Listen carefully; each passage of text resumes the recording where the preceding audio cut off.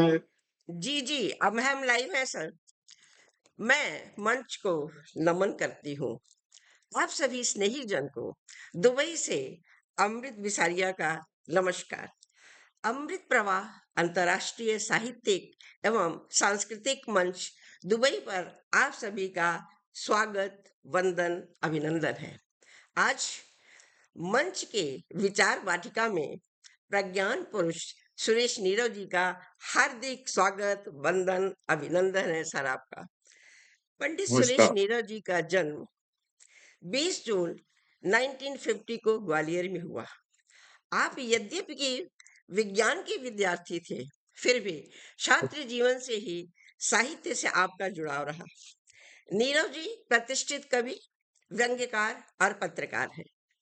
आपने हिंदी का प्रतिनिधित्व 26 से अधिक देशों में किया और 7 टीवी सीरियल व 22 पुस्तकें लिखी हैं। कमाल है सर, कमाल है। आपको भारत के राष्ट्रपति से साहित्य श्री पुरस्कार तथा प्रधानमंत्री से मीडिया इंटरनेशनल अवार्ड प्राप्त हुआ है।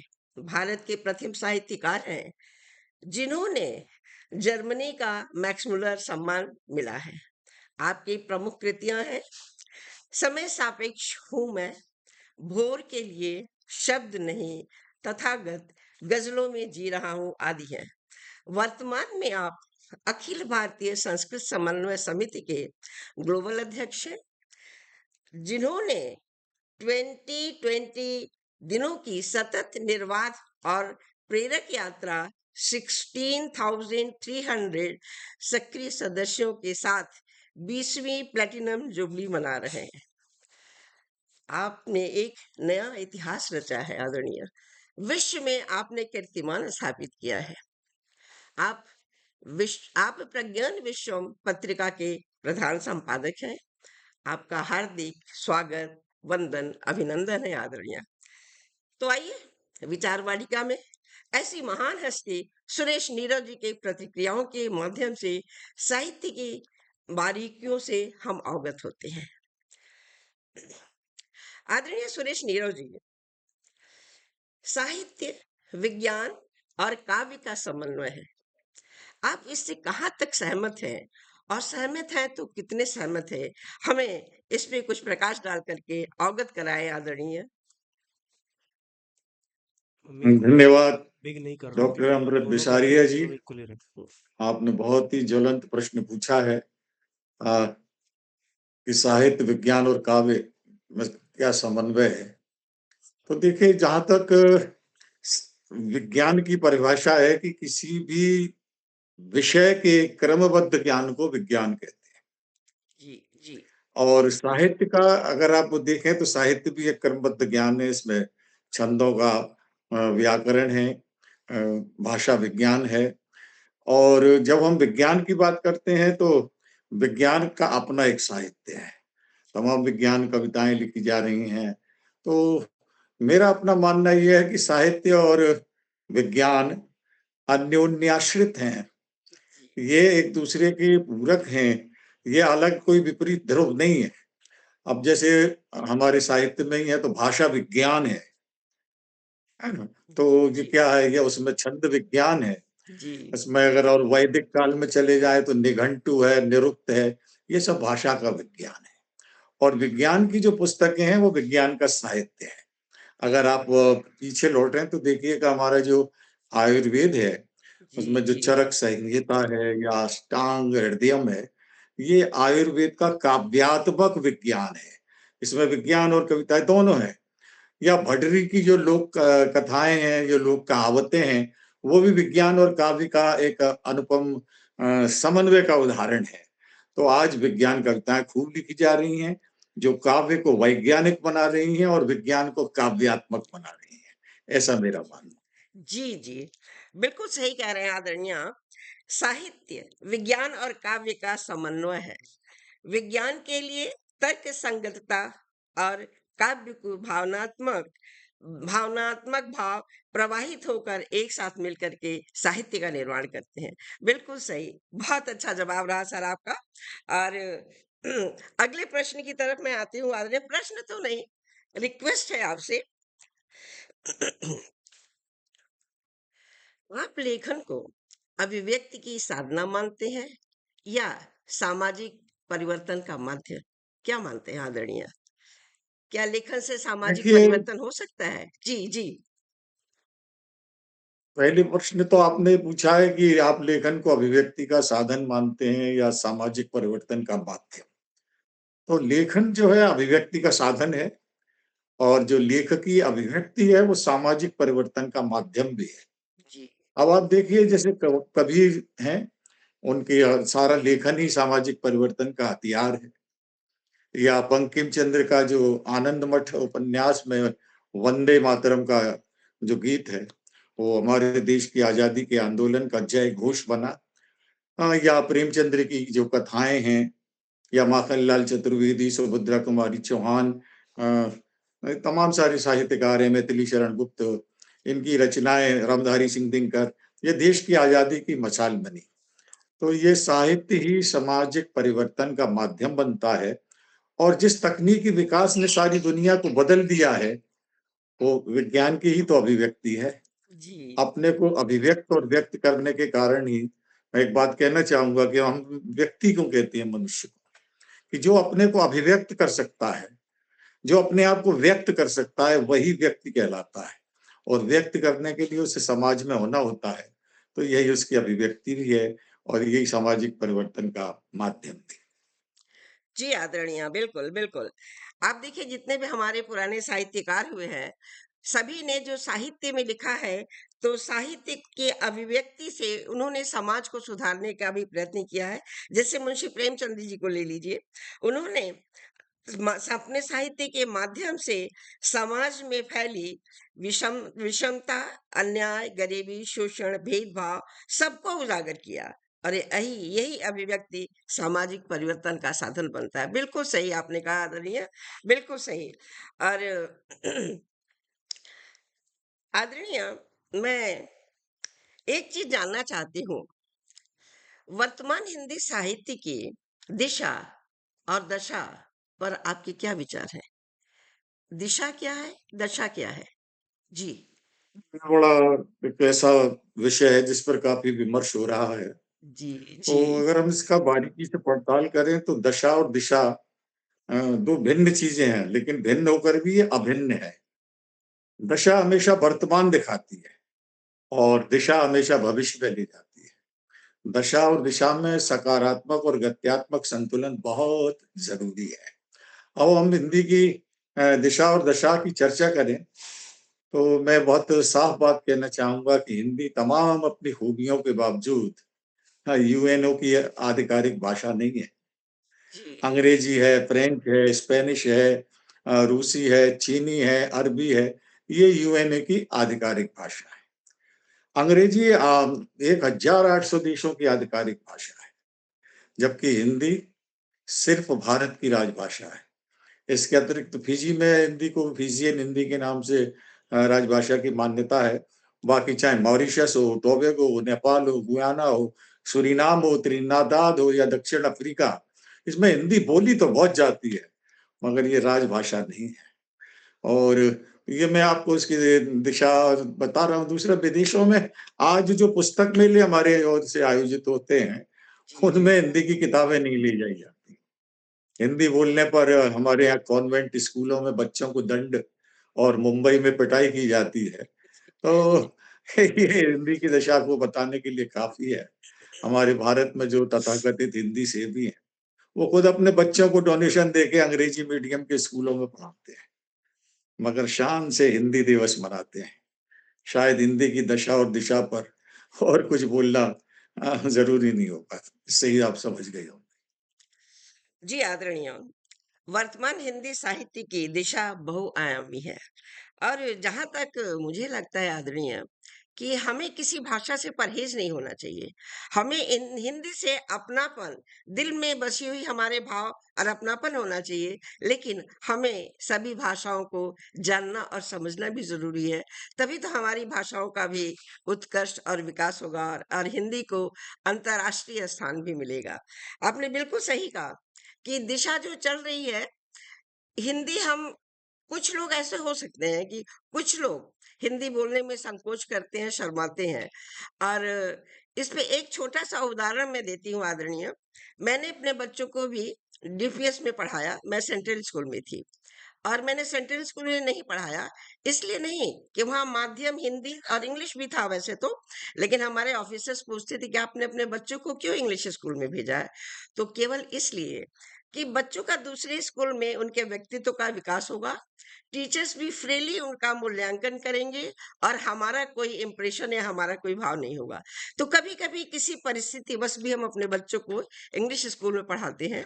तो भाषाएँ तो सब भाषाएँ हैं सर, और अंतर्राष्ट्रीय स्तर पर हम अपनी मैं वो भाषाओं को मैंने आपके प्रश्न का उत्तर दिया दशा और दिशा पे। आपने ये नहीं पूछा कि जी, जी, हिंदी के जी। अलावा भी अन्य भाषा। हमारी तो संस्था का नाम ही सर्वभाषा है। जी, जी, हम जी, तो बिल्कुल, स्वयं ही बिल्कुल। कोऑर्डिनेशन लेके चलते हैं। सर्वभाषा संस्कृति समन्वय समिति, हमारा तो विजन ही ये है कि हम सब में कोऑर्डिनेट करें। बिल्कुल, और बिल्कुल, बिल्कुल हमारे आदरणीय। जी, आदर्श जी। हैं वो लोग जो बहुभाषी हैं, जो अनेक भाषाएं जानते हैं।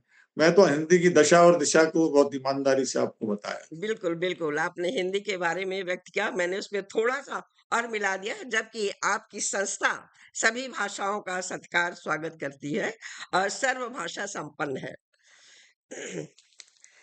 आदरणीय, हम आगे बढ़ते हैं और आगे बढ़ते हुए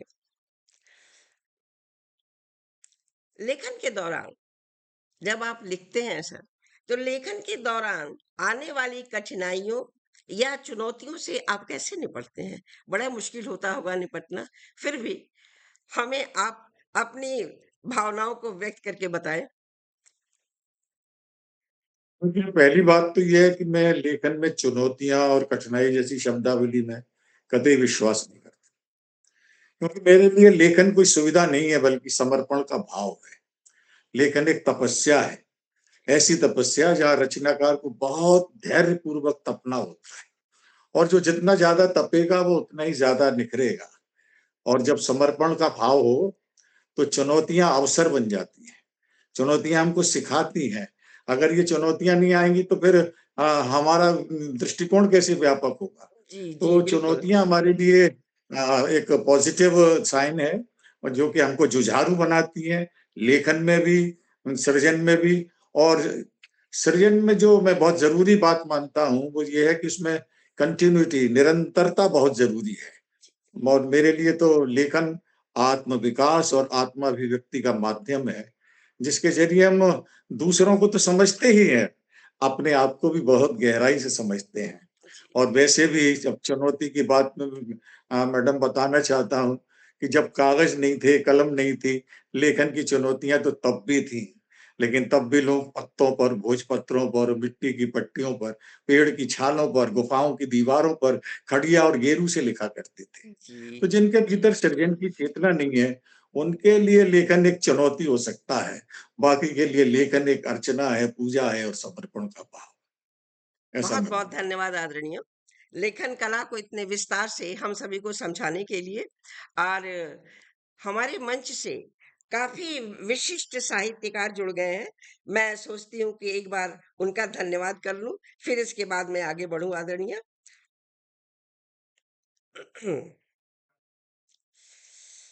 हमारे मंच से अभिदा जुड़ गए हैं। आपका बहुत-बहुत धन्यवाद अभिदा।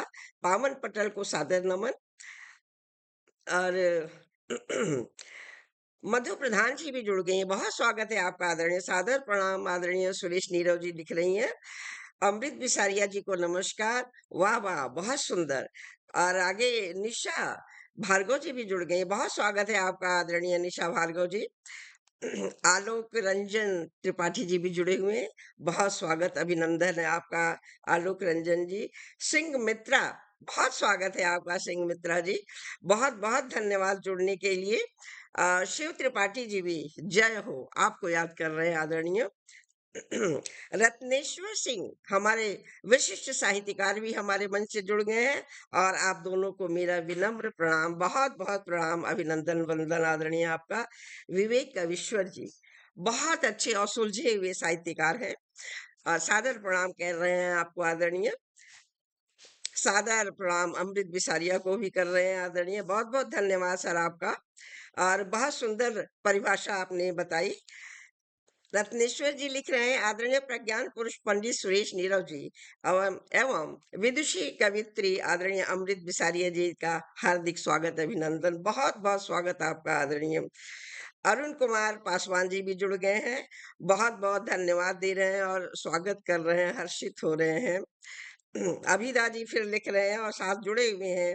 आदरणीय आर्यन सिंह जी भी जुड़ गए हैं, सादर नमन और प्रणाम कर रहे हैं। स्वागत है आप सभी का, आदरणीय आप सभी का स्वागत है।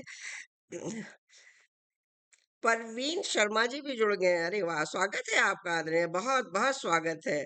रत्नेश्वर जी लिख रहे हैं, समृद्ध मंच पर उपस्थित सभी प्रबुद्ध रचनाकारों और मित्रों को विनम्र हार्दिक अभिनंदन और स्वागत, बहुत स्वागत है आपका आदरणीय। आप सभी हमारे साथ लगातार जुड़े हुए हैं और प्रोग्राम की बहुत तारीफ करते जा रहे हैं और पसंद कर रहे हैं और अपने प्रशंसा से, अपने सुंदर शब्दों से हम लोगों का साहित्य, हम लोगों का मनोबल आगे बढ़ा रहे हैं। आप सभी का बहुत स्वागत है आदरणीय। सुरेंद्र कुमार सैनी जी भी जुड़ गए हैं, बहुत स्वागत है आपका। आप सभी लगातार जुड़े हुए हैं, सभी का स्वागत, वंदन, अभिनंदन। और आप हमारे साथ हमेशा बने रहिए।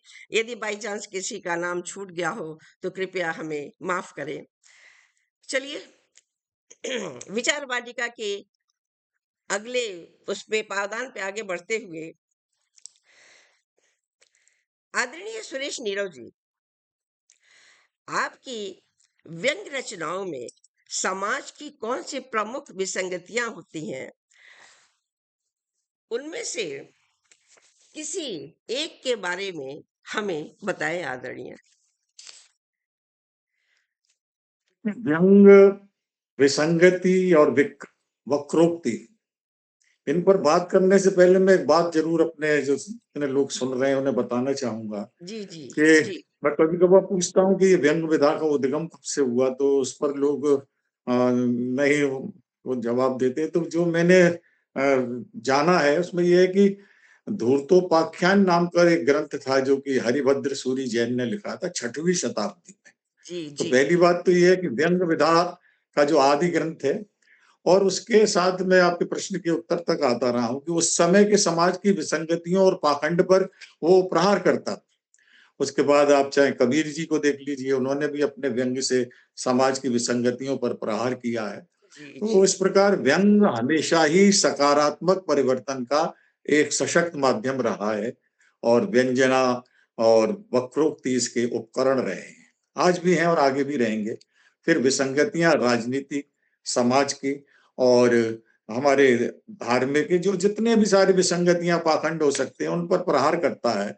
और मैंने व्यंग को जो है जो हमारे आसपास जहाँ पाखंड है या जहाँ विसंगति है, जहाँ क्या कहना चाहिए कुरीतियां हैं, उन पर ही प्रहार करने की कोशिश की है, क्योंकि मेरा मानना है व्यंग का यही धर्म है।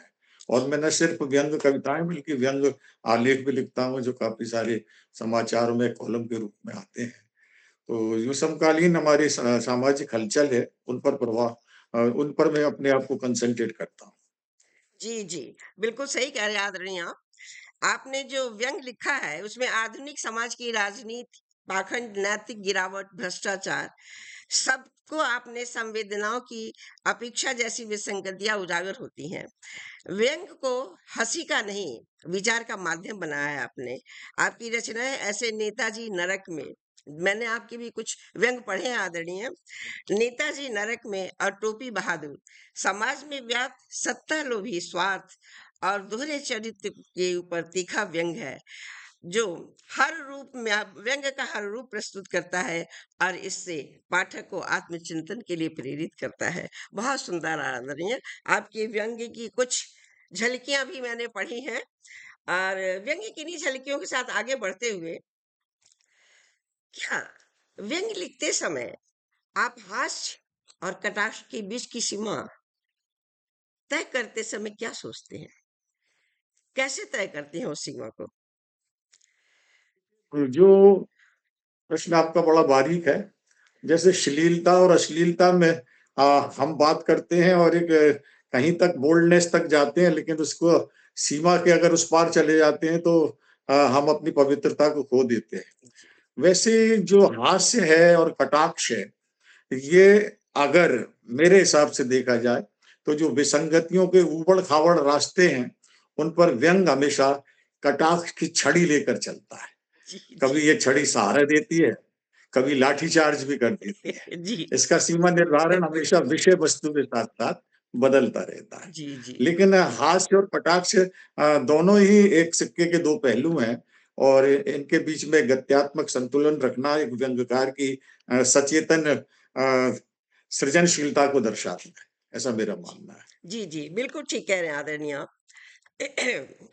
आपने कहा कि व्यंग लिखते समय हास्य और कटाक्ष के बीच संतुलन बनाए रखना बहुत जरूरी होता है।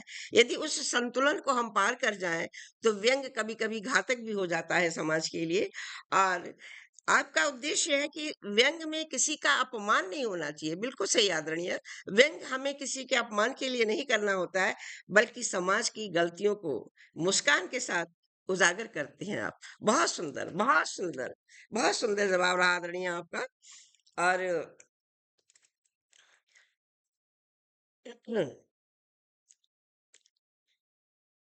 एक बड़ा साधारण सा सिंपल सवाल है। सवाल क्या, रिक्वेस्ट है आपसे। साहित्य को समाज का दर्पण कहते हैं। आपके अनुसार ये कितना सत्य है? ये पहली बात तो ये है कि मैं इस साहित्य का दर्पण है या नहीं है, इस पर टिप्पणी करने के लिए खुद को योग्य नहीं समझता। क्योंकि साहित्य और समाज का ये जो महावाक्य है, साहित्य समाज का दर्पण है, ये आचार्य रामचंद्र शुक्ल ने अपने निबंध में साहित्य और समाज में पहले कहा था और फिर ये एक अमर वाक्य बन गया साहित्य। लेकिन जैसा कि हमने आपसे पहले भी कहा कि ये हम अगर कुछ और साहित्य भी पढ़ते हैं तो हमें मालूम पड़ता है ये जॉर्ज ऑरवेल ने बहुत पहले कहा था कि writing is the mirror of manners. उन्होंने भी बहुत पहले ये बात कह दी थी। या जॉर्ज ऑरवेल ने भी कहा कि राइटर्स आर वॉच डॉग। तो जहाँ तक है कि वो मिरर ऑफ सोसाइटी है या मिरर ऑफ मैनर्स है, ये बहुत सारी चीजें उसमें चली। लेकिन मैं चूंकि विज्ञान का विद्यार्थी हूँ इसलिए दर्पण साहित्य का इसको थोड़ा सा और आगे बढ़ा देता हूँ और मैं कहता हूँ कि मेरे लिए साहित्य समाज का सीसीटीवी कैमरा है जिसमें सारी सामाजिक हलचल बहुत जीवंत होकर आती है।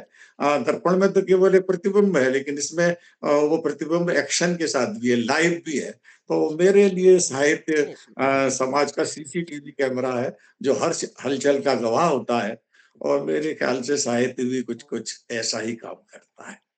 जी, जी आदरणीय। आप बिल्कुल सही कह रहे हैं। मानवीय संवेदनाओं की उपेक्षा जैसी विसंगतियां उजागर होती हैं। ये व्यंग को हंसी का नहीं, विचार का माध्यम बनाते हैं। आपकी रचनाएं जैसे व्यंग्य लिखते समय हास्य और कटाक्ष के बीच संतुलन बनाए रहना बहुत जरूरी होता है आदरणीय। और इस संतुलन के साथ ही आप व्यंग, सटीक व्यंग लिखते हैं। और आपने कहा साहित्य निश्चय ही समाज का दर्पण है। ये हम कह सकते हैं क्योंकि जिस समय साहित्य की जैसी रचना होती है, जैसे हमारे पुराने वैदिक युग में जो कवि थे, जो लिखना नहीं जानते थे, ना कागज और पेन था, तो वो केवल बोल करके ही कहते थे। तो उनके बोलने में भी उस समय के समाज का दर्पण हमें नजर आता है। और हम आज भी जो लिखते हैं, समाज का दर्पण हम दिखाने की कोशिश करते हैं। और जो अच्छा होता है हम उसको भी व्यक्त करते हैं। और जो लगता है कि नहीं इसमें कुछ परिवर्तन होना चाहिए, हम उसको भी दर्शाते हैं। तो साहित्य न केवल समाज को दर्शाता है, बल्कि उसकी दिशा और दशा दोनों तय करता है। इसलिए समाज के दर्पण के साथ साथ मार्गदर्शन की भूमिका भी निभाता है साहित्य। बहुत सुंदर तरह से आपने हमें समझाया आदरणीय कि समाज दर्पण है साहित्य का, या साहित्य समाज का दर्पण है। सीसीटीवी कैमरा है।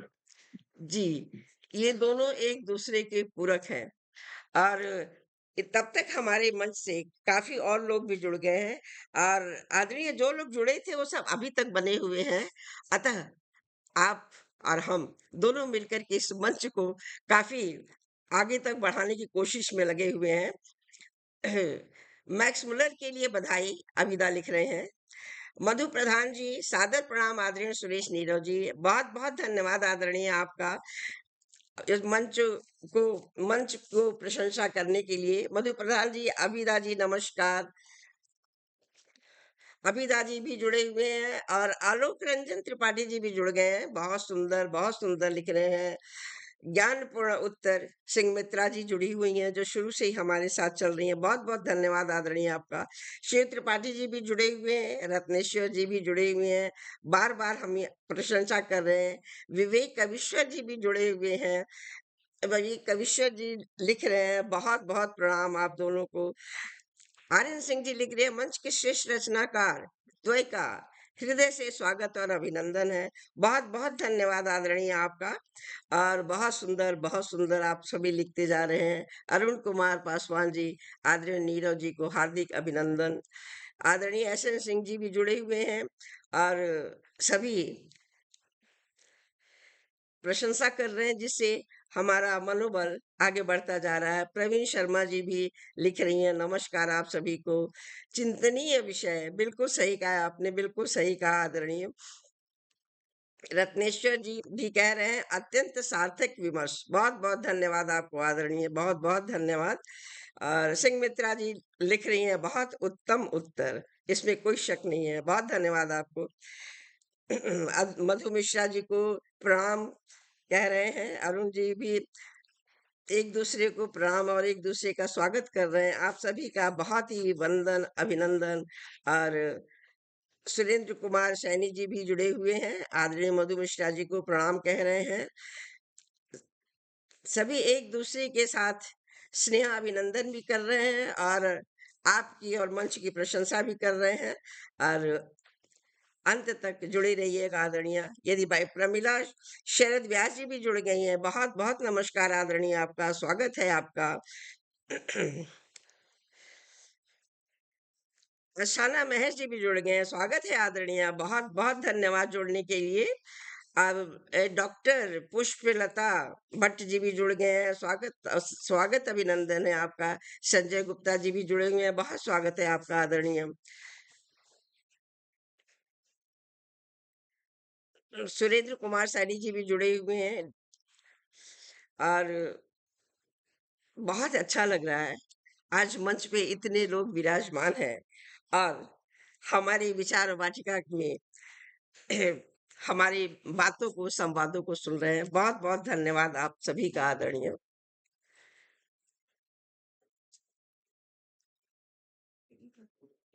आदरणीय सुरेश नीरव जी, कादिम्बनी पत्रिका से जुड़ाव ने आपके साहित्यिक दृष्टिकोण को किस प्रकार समृद्ध बनाया है? क्या आपको ऐसा महसूस होता है? आपने पूछा तो पहले मैं जवाब देने से पहले जितने भी मेरे मित्र पटल के जी उस पार जुड़े हैं, जी उन जी। सबके प्रति कृतज्ञ प्रणाम निवेदित करता हूँ कि वे आज के इस सार्थक संवाद में शामिल होकर मुझे एक सकारात्मक ऊर्जा दे रहे हैं। आपका प्रश्न था कि कादम्बरी पत्रिका से जुड़ाव ने आपके साहित्यिक दृष्टिकोण को किस प्रकार समृद्ध बनाया? शायद यही आपका जी प्रश्न था। जी जी जी। तो मैं कहना चाहूँगा कि पहली बात तो ये है कि कादम्बनी में रहना मेरे लिए सिर्फ़ नौकरी नहीं थी, बल्कि उजालों का एक ऐसा खुशनुमा सफ़र था, जिसने मुझे देश-विदेश के साहित्यकारों की रचना संसार में गुज़रने का मौका दिया। मैं वाकिफ़ हुआ उन लोगों के जो रचना संसार है उससे। और दूसरी बात ये है कि तमाम ऐसे जो लीजेंडरी साहित्यकार जिनके कभी सोच भी नहीं सकते कि दर्शन किए जा सकते हैं, उन साहित्यकारों से मिलने-जुलने का सुखद संयोग इस कादम्बनी ने मुझे उपलब्ध कराया, इसलिए मैं कादम्बनी का तो बहुत आभार मानूँगा। तय है कि इसने मेरी सोच की व्याप्ति को और व्यापक बनाया। दृष्टि और दृष्टिकोण दोनों को परिष्कृत किया और होता क्या है वरना आदमी एक आत्म केंद्रित रहता है कि मैंने जो लिख दिया वो भी श्रेष्ठ है। लेकिन हम्म। जब हम हिमालय के आगे जाते हैं तो कभी-कभार लगता है हम तो सिर्फ आइसक्रीम है। अभी तो हम जी कुछ जी। भी नहीं है। तो तमाम सारे साहित्य के जो हिमालय हैं, वो उनके दर्शन करने का मुझे मौका मिला और उनसे बहुत कुछ सीखने का भी मौका मिला क्योंकि अच्छे साहित्यकारों के साथ संवाद करने से आदमी बहुत कुछ सीखता है। तो इसने मेरे दृष्टिकोण को बहुत व्यापक बनाया, मुझे मेरी सोच को बहुत परिष्कृत किया। मैं कादम्बनी का बहुत आभार मानता हूँ। जी, जी, आदरणीय। वाक़ई किसी भी साहित्य से क्या या किसी साहित्यिक पत्रिका से हम जुड़ जाएँ और आपने बिल्कुल सही कहा कि जब तक हिमालय के पास नहीं जाइए, अपनी ऊँचाई का अंदाज़ नहीं होता है, वहाँ जाके पता चलता है कि हम कहाँ पे हैं। और इस तरह से हमारा साहित्य निरंतर आगे प्रवाहित होता जाता है, जब हम किसी साहित्यिक मंच या साहित्यिक पत्रिका से जुड़ते हैं, तो इस तरह से हमारा साहित्य भी परिमार्जित होता जाता है।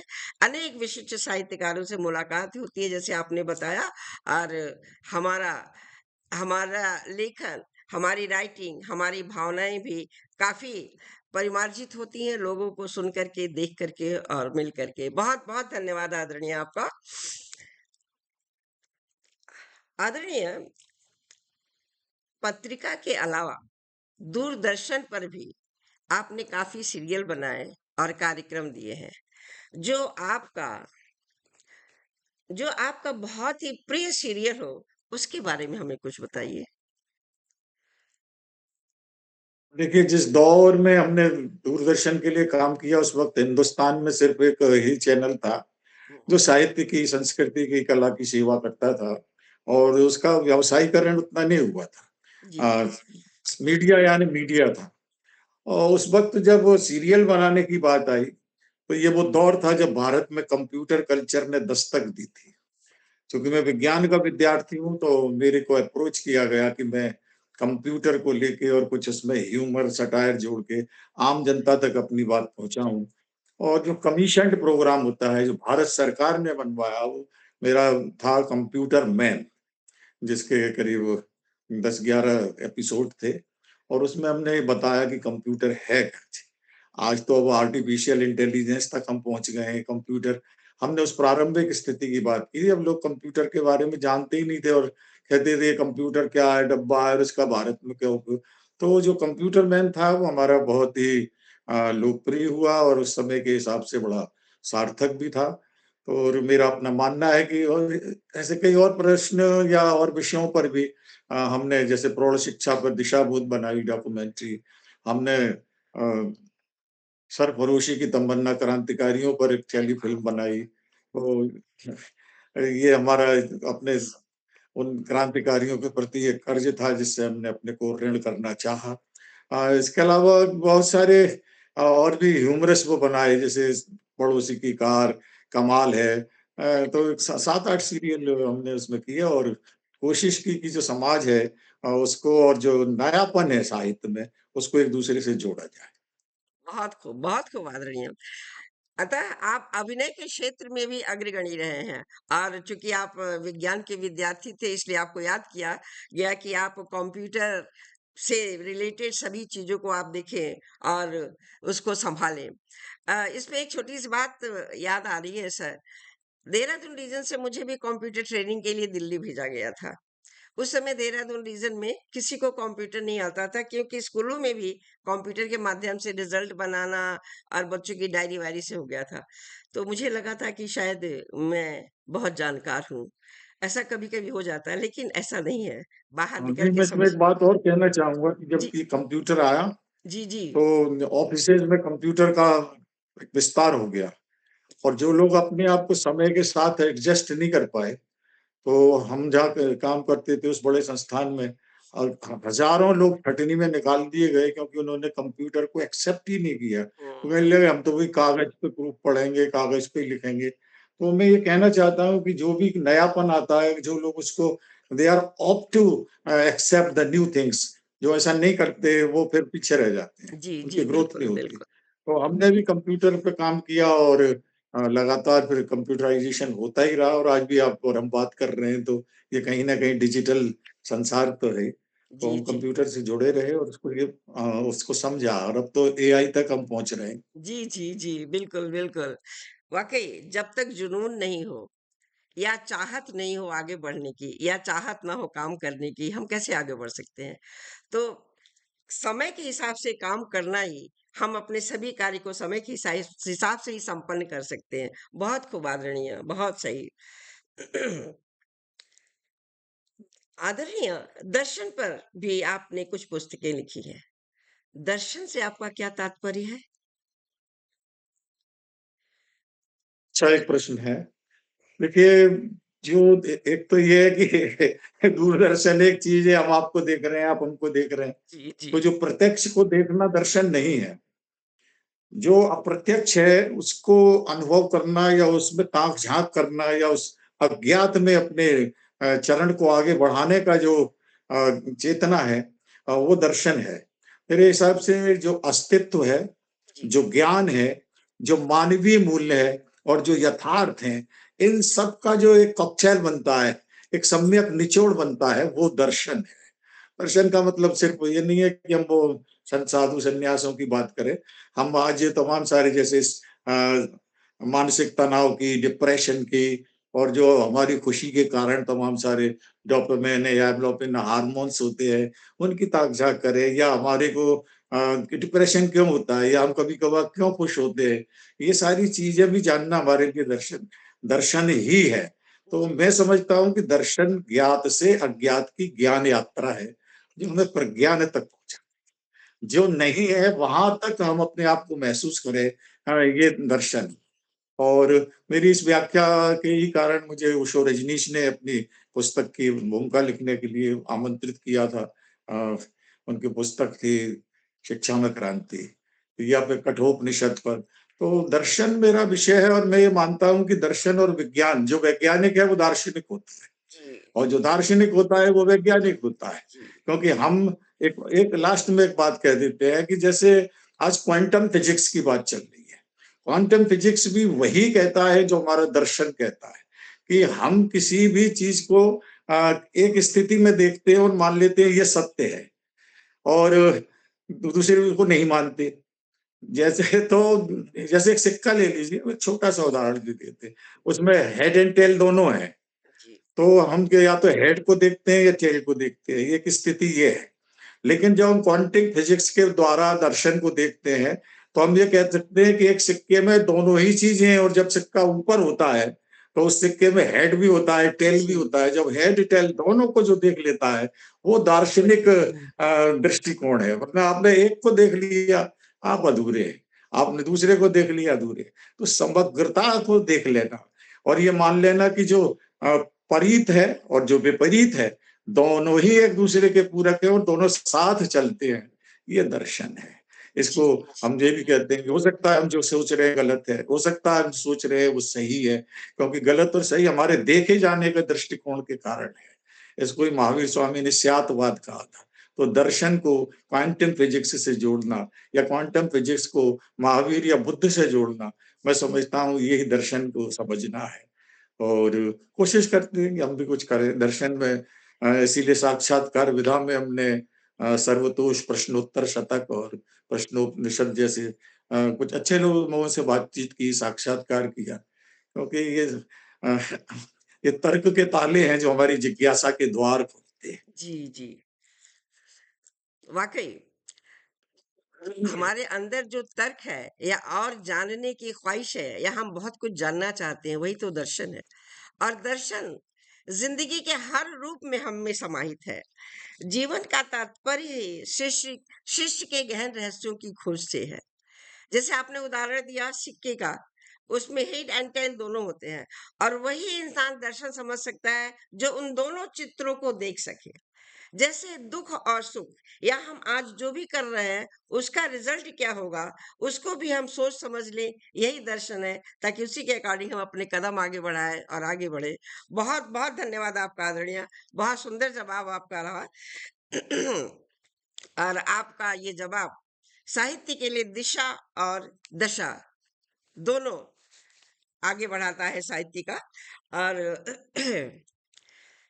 मैं सोचती हूँ कि हमारे और विशिष्ट साहित्यकार जो जुड़ गए हैं और जो जुड़े हुए हैं शुरू से उन सब का मैं वंदन अभिनंदन करती हूँ धन्यवाद करती हूँ।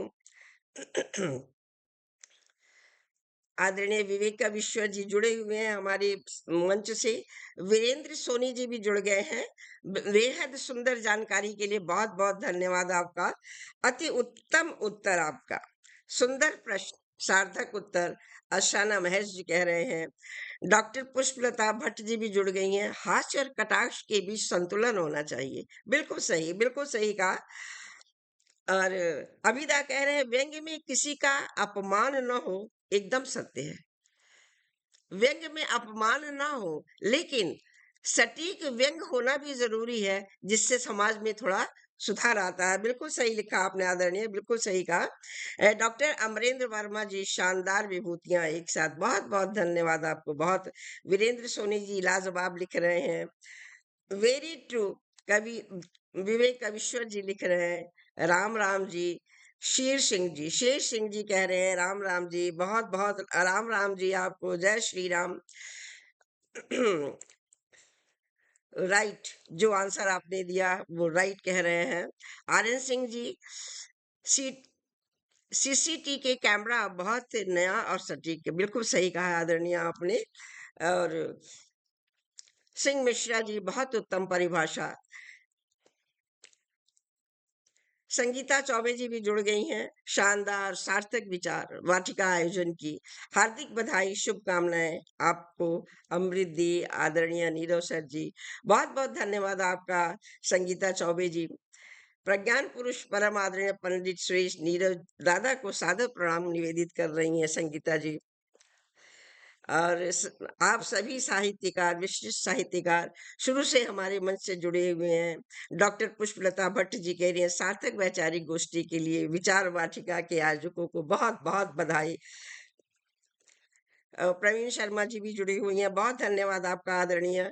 संगीता चौबे जी, मंच पर उपस्थित समस्त प्रबुद्ध साहित्यकारों को सादर प्रणाम कर रही हैं। मधु प्रधान जी, बहुत सुंदर परिचर्चा, बहुत बहुत धन्यवाद आपको आदरणीय। आप सभी लगातार हमारे मंच से जुड़े हुए हैं और हौसला अफजाई हम सभी का कर रहे हैं। आप सभी को बहुत बहुत धन्यवाद, बहुत बहुत धन्यवाद। दिल के अंतर से मैं आप सभी को धन्यवाद कह रही हूँ। और आप सभी को धन्यवाद के साथ और आपके प्रोत्साहन के साथ मैं आगे बढ़ती हूँ। और आगे बढ़ते हुए आदरणीय सुरेश नीरो जी की तरफ मैं आ रही हूँ। देश विदेश में आपको काफी सम्मान से नवाजा गया है। इसमें सबसे प्रिय आपको कौन सा सम्मान लगा? यद्यपि सभी सम्मान प्रिय होते हैं, फिर भी इसमें सबसे प्रिय आपको कौन सा सम्मान लगा? उसके बारे में हमारे श्रोतागण आपसे कुछ सुनना चाह रहे हैं आदरणीय। पहली बात तो ये है कि जब हम प्रश्न करते हैं कि सम्मान में कौन सा प्रिय है या नहीं, तो मैं पुरस्कार और सम्मान को तो बिल्कुल अलग मानता हूँ। जब पुरस्कार मिलता है तो ऐसा लगता है किसी प्रतियोगिता में शामिल थे और आपको उसमें एक पुरस्कार दे दिया गया। जी जी। मुझे जो भी मिला है वो सम्मान मिला है। पुरस्कार से मैं थोड़ा दूर रहता हूँ, प्रतियोगिता से दूर रहता हूँ, क्योंकि मैं ये मान के चलता हूँ कि मैं मैं हूँ तो मैं हूँ, मेरी उपस्थिति बोलती है, मेरा मौन बोलता है। तो मेरा को जो भी सम्मान मिले वो मेरी लेखनी का स्वस्थ सारस्वत सत्कार है। तो मेरी माँ भारती का सत्कार अगर कोई करेगा तो वो मेरे लिए प्रिय होगा। और फिर ये तय करना कि आपको उसमें कौन सा प्रिय है, कौन सा अप्रिय है, ये नहीं। असली चीज है भाव कि मेरा सत्कार किया गया। और उस सत्कार में चाहे वो मैक्स मुलर अवार्ड हो, चाहे सुलभ साहित्य अकादमी का 5 लाख का अवार्ड हो, या आपका हिंदी अकादमी का अवार्ड हो, तो ये क्या है कि हमको हमारी सरस्वती साधना को, जो हमारी साधना है, उसके प्रति उनका सम्मान, मेरे प्रति नहीं है। मैं तो एक माध्यम हूँ, मैं तो कुछ लिखता भी नहीं हूँ, कुछ ऊपर से लिखवा दिया जाता है। जब मैं सोचता हूँ तो माँ भारती प्रवाहित होती है मेरे शब्दों में, मेरी अभिव्यक्ति में। और उसको सुन के जो लोग मेरा सम्मान करते हैं, उस सम्मान के प्रति मैं कृतज्ञ हूँ। और मेरे लिए हर सम्मान बहुत अनमोल है। मैं किसी भी सम्मान के बारे में ये नहीं कह सकता कि ये प्रिय है या अप्रिय है, क्योंकि फिर वो प्रतियोगिता शुरू हो जाती है। जी प्रतियोगिता में जी। फिर पुरस्कार होता है, सम्मान नहीं होता। तो मैं सम्मान की, जहाँ तक आपने बात की है, हर सम्मान को बड़े कृतज्ञ भाव से स्वीकार करता हूँ। जी, जी। बिल्कुल सही कहा आदरणीय आपने। कोई भी सम्मान छोटा या बड़ा नहीं होता है। लेकिन कभी-कभी लगता है कि हमने नहीं सोचा था और हमें इसलिए सम्मानित किया गया। तो शायद क्षणिक ही सही, मन में प्रसन्नता तो होती है। ये तो सच है। खुशी तो होती है सर, कोई भी सम्मान हमें मिले, कोई भी अवार्ड हमें मिले, तो कुछ पल के लिए ही सही, खुशी तो होती ही है और यही खुशी हमें और आगे बढ़ने के लिए प्रेरित करती है। और ये बिल्कुल सच है कि कोई भी सम्मान छोटा या बड़ा नहीं होता है, हर सम्मान से आप प्रफुल्लित होते हैं, हर सम्मान से हर सम्मान हमें हमारे मन में भाव पैदा करता है कि हम और आगे बढ़ें और करें। जैसे छोटे बच्चे यदि किसी क्लास में फर्स्ट आते हैं, टॉप करते हैं, तो उन्हें लगता है कि नेक्स्ट क्लास में भी हम टॉप करें। तो एक तरह से कोई भी सम्मान एक अवार्ड जैसा होता है जो हमें आगे बढ़ने के लिए प्रेरित करता है। बहुत धन्यवाद आदरणीय।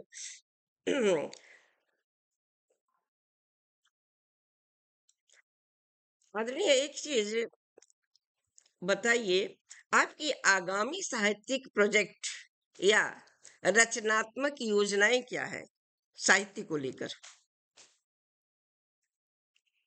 देखिए, पहली बात तो ये है कि मैं साहित्य को कोई प्रोजेक्ट नहीं मानता, क्योंकि अगर हम प्रोजेक्ट मानेंगे तो फिर कंस्ट्रक्शन होने लगेगा, जी क्रिएशन नहीं जी होगा।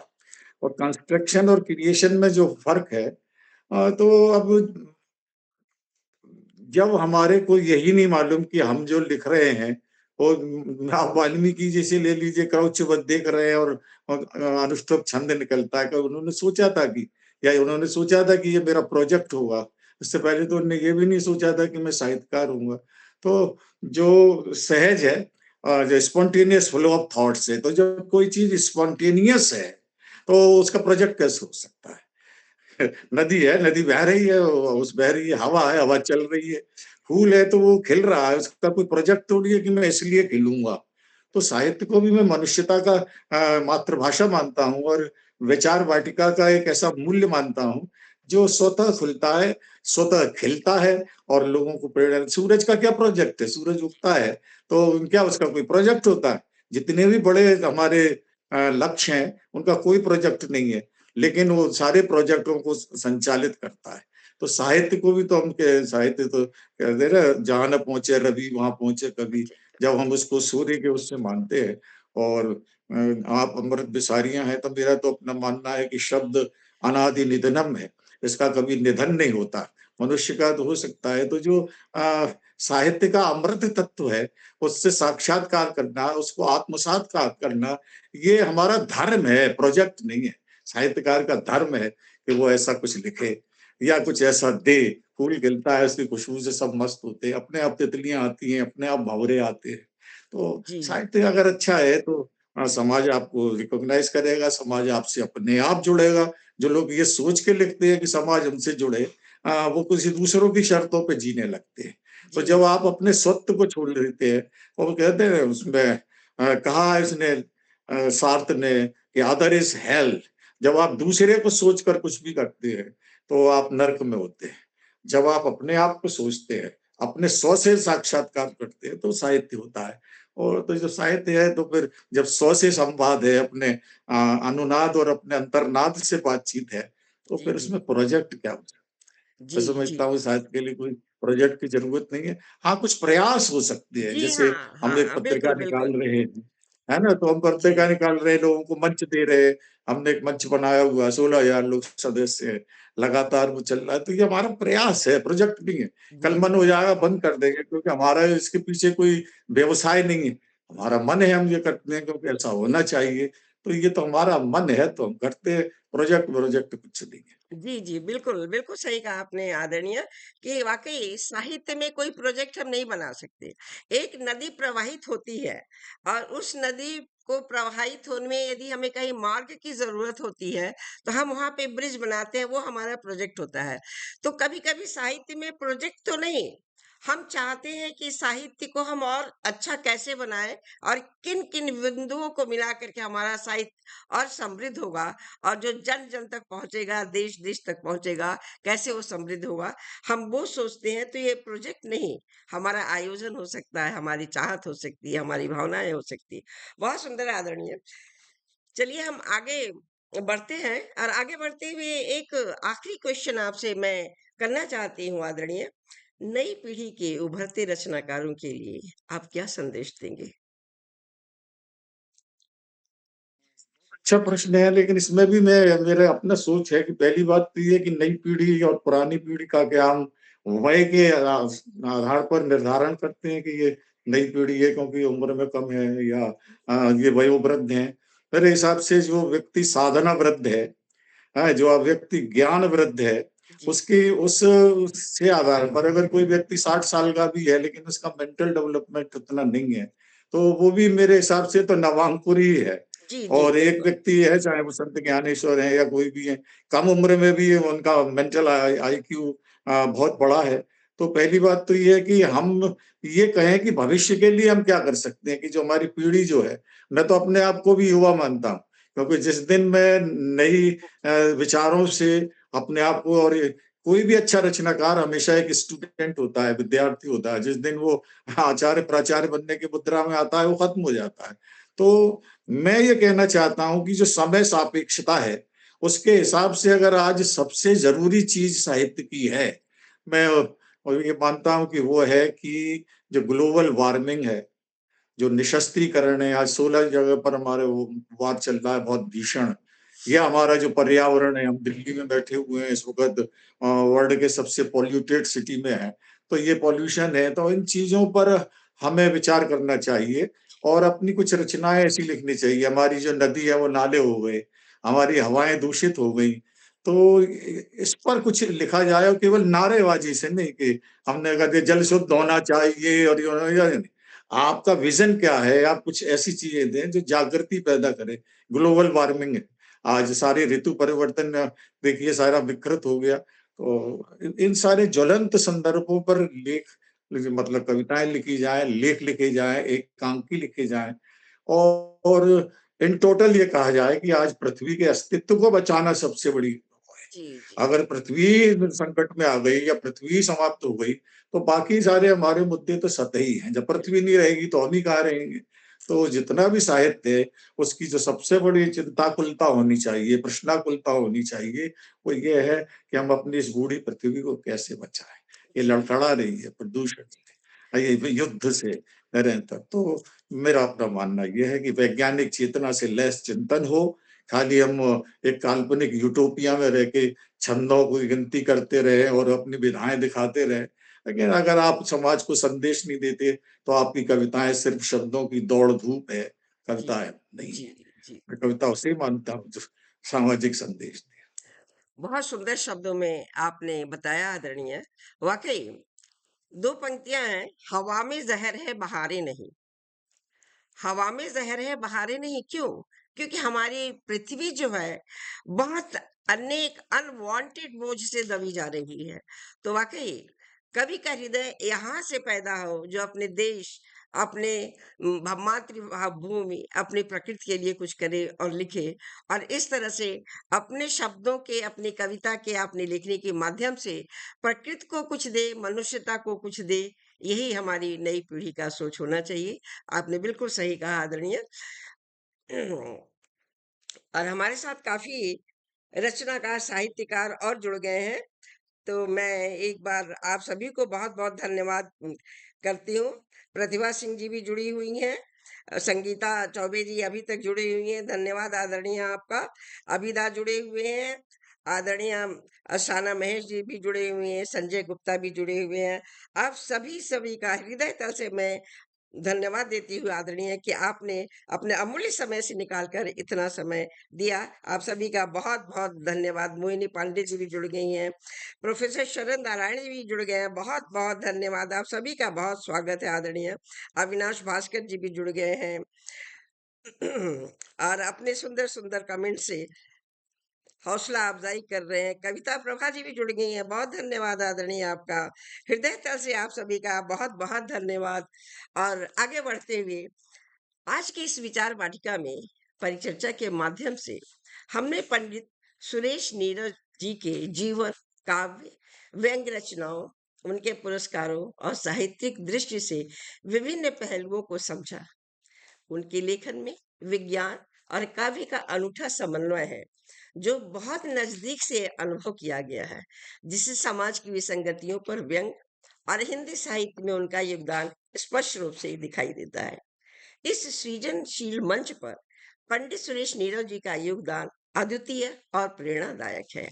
आपकी वाणी में विचारों की गहराई, संवेदना की उष्मा और साहित्यिक सौंदर्य का अद्भुत संगम दिखाई देता है।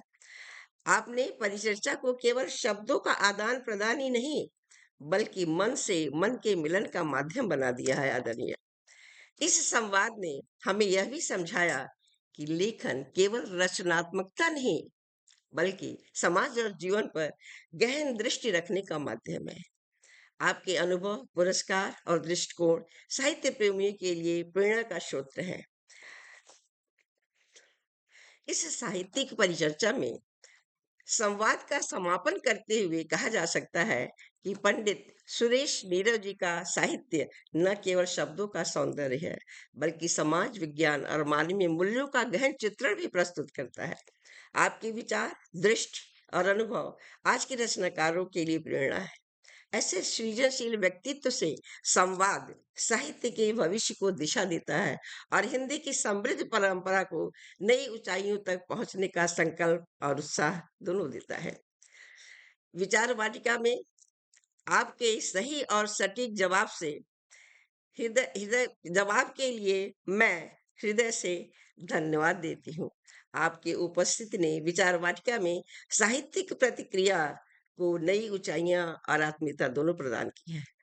आप सभी जुड़े हुए विभिन्न साहित्यकारों, विशिष्ट साहित्यकारों को मैं नमन वंदन करती हूँ। आगे हम फिर मिलते हैं ऐसे ही किसी नए किरदार के साथ विचार वाटिका में। तब तक के लिए शुभ रात्रि, शब्बा खैर, गुड नाइट। बहुत बहुत धन्यवाद आप सभी को। बहुत बहुत धन्यवाद। रात्रि बहुत-बहुत धन्यवाद अमृत बितारिया जी, आपने मुझे इस शब्द अनुष्ठान में आने का मौका दिया बहुत और धन्यवाद अच्छे-अच्छे लोगों आदरणीय। तक मुझे संवाद